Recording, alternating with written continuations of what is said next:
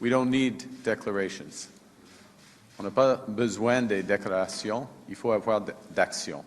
And we have action in this partnership, action on energy. Today we have actually accelerated the process of deepening strategic cooperation.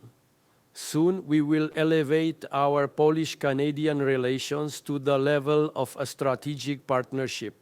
Poland is absolutely essential to the defense of Ukraine.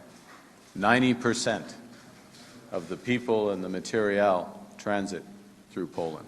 We will cooperate very closely with Canada here.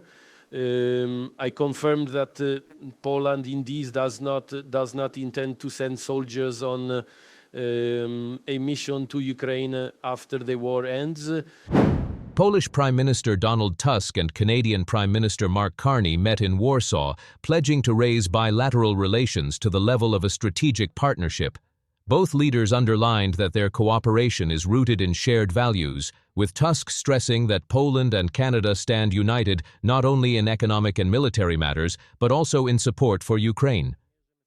Tusk confirmed that Poland will not send troops into Ukraine after the war, but will take responsibility for logistical support and border security. He also pointed to expanding cooperation in nuclear and renewable energy, as well as in aerospace, noting that Poland's purchase of Airbus aircraft directly involves Canadian industry in Quebec. Action on energy from nuclear, SMRs, as was just mentioned, action in renewable energy, action in critical minerals, action in aerospace, and yes, thank you for the partnership between the industry in Quebec and Canadian technology at the heart of Airbus. There's a symbol there. And action people to people. I'll close by observing that this relationship, it is built out of people, more than around a million Canadians of Polish descent.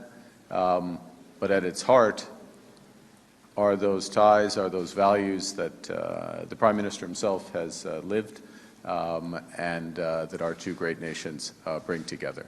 Prime Minister Carney recalled historic ties between the two nations, from fighting side by side in Normandy to Canada's role in ratifying Poland's NATO membership. He emphasized that 90% of Ukraine's military aid flows through Poland and praised Warsaw's commitment, while announcing Canada will quadruple its defense spending by the end of the decade.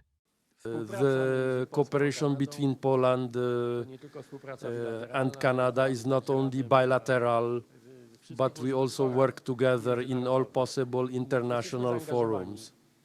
Both Ottawa and Warsaw are committed to maintaining the closest possible transatlantic ties.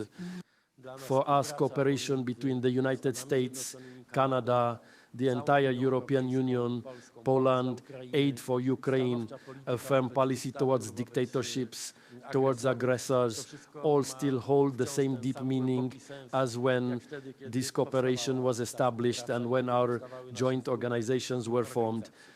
Therefore, I also received with great satisfaction the information about your talks with Volodymyr Zelensky in Kyiv, your meeting yesterday, and today we can both confirm the continued readiness of Canada, Poland, and our European partners to further assist Ukraine in its defense against Russian aggression and to provide help after the end of the war.